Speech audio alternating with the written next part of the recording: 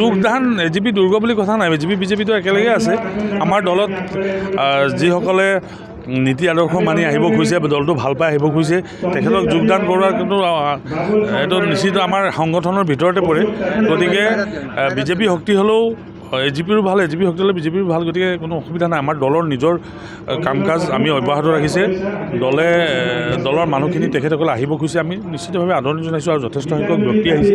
ইয়াত বেলেগ কোনো কথা নাই, এইটো টোটেলি সাংগঠনিক সভা। আমাৰ সংগঠনটো চলি আছে আৰু চলি থাকিব।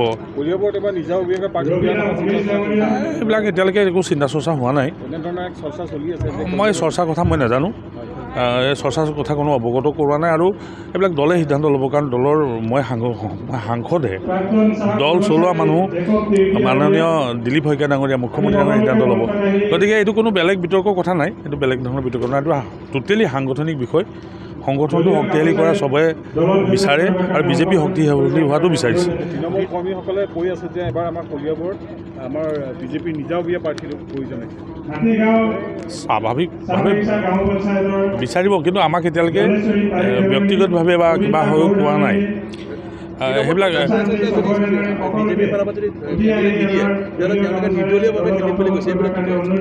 সেইটো কথা আমি অৱগত নহয়। নিৰ্দলীয় কথা মানুহতো বিভিন্ন চৰ্চা হৈ থাকে, আমি এই সম্পৰ্কে আৰু কথা পাতিব, দলীয় সিদ্ধান্ত ল'ব, দলৰ সিদ্ধান্ত আছে, সাংগঠনিক সভাবিলাকত কথা হ'ব।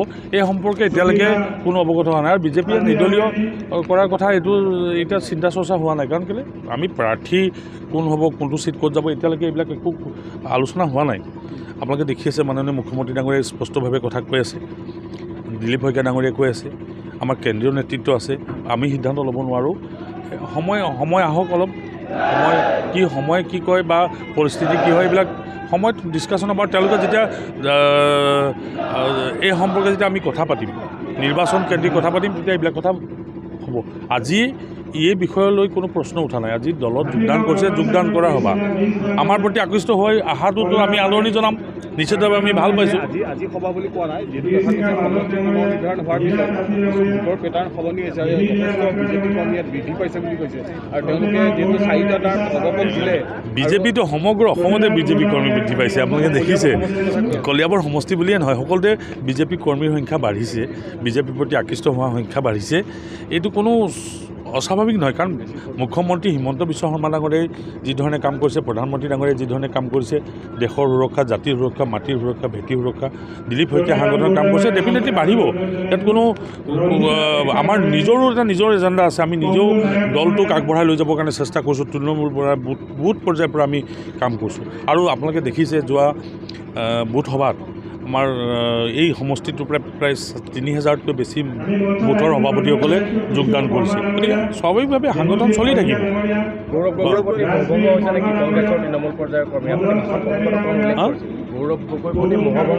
গৌৰৱ গগৈ সংগঠন আছে নাই এতিয়া, কংগ্ৰেছ সংগঠন আছে নাই সেইটো চাব লাগিব। গৌৰৱ গগৈতো গজালটো মাৰিবৰ কাৰণে আহিছে, কংগ্ৰেছৰ কফিনত গজাল মাৰিবৰ কাৰণে গৌৰৱ গগৈ পঠাইছে। আৰু গৌৰৱ গগৈ থকালৈকে দেশৰ উন্নতি নহয়, অসমৰ উন্নতি নহয়। সংসদত অকণমান ইংলিছ দুটা কৈ দিলে, হিন্দী দুটা কৈ দিলেই ভাল সংসদ হ'ব নোৱাৰি। বিৰোধী থাকিলেতো ক'ব লাগিবই, আৰু তেওঁলোকৰ ক'বলৈ মানুহ নাই। সংসদত ক'বলগীয়া মানুহে নাই। গতিকে তেওঁ তাত কয়, মানুহে ইয়াত ভাল পায় যে দিল্লী কঁপাইছে। কেতিয়াও দিল্লী কঁপোৱা নাই। এটা ৰাষ্ট্ৰীয় দল যি শাসনত আছে, NDA হিচাপে আছে, বহুত এলায়েন্স পাৰ্টি আছে আমাৰ লগত। আমি এখন ৰাজ্য দখল কৰিছোঁ। আমি গৌৰৱ গগৈ বা ৰাহুল গান্ধীক ভয় খাবলগীয়া কি আছে? প্ৰশ্নই উঠিব নোৱাৰে। আৰু গৌৰৱ গগৈটো অতিকে দুৰ্বল মানুহ। তেওঁ পাকিস্তান লিংকৰ কথাটো কৈছে। আজিলৈকে পাকিস্তান লিংকৰ কথা, আমি যাক ঘৃণা কৰোঁ সেই ৰাষ্ট্ৰৰ লগত তেওঁৰ সম্পৰ্ক আছে। তেওঁ এইটো বৰ লাইটলি লৈছে। তেওঁ যাক জবাব দিব পৰা নাই, তেওঁ জবাব দিব পাৰিলে নেকি? তেওঁ কথা কৈছে, তেওঁ সাংবাদিক মেলত কথা কৈছে, কিন্তু জবাব দিব পাৰিলে জানো? জবাব দিব নোৱাৰে নহয়, কাৰণ সঁচা সঁচিকৈ আছে, তথ্যটো এটা ভুল বুলি কোৱা নাই। গতিকে গৌৰৱ গগৈৰ কথা পাহৰি যাওক, কংগ্ৰেছৰ কথা পাহৰি যাওক। কংগ্ৰেছ এটা অভিশপ্ত দল, আৰু আঁতৰিব কৈছে। এতিয়া জ্যেষ্ঠ নেতাটো বহুত মানুহ আঁতৰিব। কিহৰ কাৰণে? কংগ্ৰেছ এটা অভিশপ্ত দল হিচাপে ইতিমধ্যে প্ৰতিপন্ন হৈছে। অসমৰ কাৰণে, উত্তৰ পূৰ্বাঞ্চলৰ কাৰণে কংগ্ৰেছটো অভিশপ্ত। নাগালেণ্ডত কিমান দিন কংগ্ৰেছ চৰকাৰ নাই আপুনি ভাবকচোন। কিমান দিন কংগ্ৰেছ চৰকাৰ নাই? আপোনাৰ কিমান দিন মেঘালয়ত চৰকাৰ নাই তেওঁলোকৰ, আৰু চৰকাৰ কৰিবও নোৱাৰে। দুই এটা মানুহ সমৰ্থন অলপ থাকিব। মই কৈছোঁ ন, কংগ্ৰেছ নাম লোৱাতে মোৰ কাৰণে পাপ। মই কংগ্ৰেছৰ নাম জেনেৰেলি নলওঁ। কংগ্ৰেছে কোনো কাৰণে জনসাধাৰণৰ হিতৰ সাধন কৰাৰ কথা ভাবিব নোৱাৰে গৌৰৱ গগৈ কোনদিন সমাজেই দেখা নাই গৌৰৱ গগৈটো বাদ দিয়ক আৰু বহু কংগ্ৰেছী লিডাৰ আছে যিসকলে দেখা নাই ৰকিবুল হুছেইন চামগুৰিতে হাৰি গ'ল নাই তেওঁ চাওক আপোনালোকে এটা কথা ভাবক তেওঁ পুত্ৰ শোকত নিৰ্মাণ হ'ব লাগে কাৰণ তেওঁ পুত্ৰ হাৰি গৈছে এটা সমষ্টিত জীয়াই থকা জীয়া সমষ্টি এটাত তেওঁ পুত্ৰ হাৰি গৈছে ইয়াতকৈ আৰু ডাঙৰ দুখ থাকিব পাৰে নেকি তেওঁ বিধায়ক আছিলে তাতকৈ আৰু কি লাজ লাগে তাতকৈ আৰু কি অপমান লাগে জনসাধাৰণে বাট চাই থাকে যি সময় সিদ্ধান্ত দিব লাগে মই সিদ্ধান্ত দিছে গতিকে মই আশা কৰিম যে ভাৰতীয় জনতা পাৰ্টিৰ প্ৰতি মানি আকৃষ্ট হোৱাটো স্বাভাৱিক জনসাধাৰণৰ লগত মানুহ আছে মই সাংসদ হ'লেও মই বুথৰ সভাপতিৰ তলত থাকিব লাগিব সাংসদ হ'লেও মই ৰাইজৰ লগত থাকিব লাগিব এইটোৱে আমাৰ নীতি আমাৰ কণ্টিনিউ ইতিমধ্যে যোগদান হৈ আছে বুথে বুথে আমাৰ যোগদান হৈ আছে আৰু আমি আমাৰ সংগঠনটো শক্তিশালী কৰিবৰ কাৰণে ইতিমধ্যে প্ৰয়াস কৰিছোঁ আমাৰ পৃষ্ঠা প্ৰমুখৰ পৰা একদম হাই লেভেললৈকে আমাৰ এটা চেইনত আমি শক্তিশালী কৰিছোঁ আৰু বিভিন্ন বিশিষ্ট ব্যক্তিসকলে ভাৰতীয় জনতা পাৰ্টিৰ আদৰ্শ লক্ষ্য দৰ্শন আৰু মোদীজীৰ কাম কাজ উন্নয়ন আৰু মুখ্যমন্ত্ৰী ডাঙৰীয়াৰ যি কৰ্মদক্ষতা দেখি ৰাইজ ইতিমধ্যে ভাৰতীয় জনতা পাৰ্টিৰ প্ৰতি আকৃষ্ট হৈছে আৰু এইকাৰণে আজি বৃহৎ যোগদান আমাৰ ঐতিহাসিক এই মিছাৰ মিলন সংঘৰত গতিকে আপোনালোকে নিশ্চয় গম পাইছে ভাৰতীয় জনতা পাৰ্টি শক্তিশালীৰ ওপৰত আমি প্ৰতিষ্ঠিত হৈছোঁ আৰু এইবাৰ আমাৰ নিশ্চিত আমাৰ চৰকাৰ মুখ্যমন্ত্ৰী ডক্টৰ হিমন্ত বিশ্ব শৰ্মা হোৱাটো নিশ্চিত চৰকাৰ নিশ্চিত হ'ব কিন্তু কলিয়াবৰ আসনটো কি হ'ব এইটো আমাৰ হাইকমাণ্ডে যেনেকৈ ডিচিশ্যন লয় এতিয়া গতিকে আমি আমাৰ নিজৰ কথাখিনি আমি আমাৰ শক্তিশালী কৰিব বিচাৰিছোঁ আমাৰ সংগঠনটো পৃষ্ঠা প্ৰমুখৰ পৰা আৰু হাইকমাণ্ডে যেনেকৈ ডিচিশ্যন ল'ব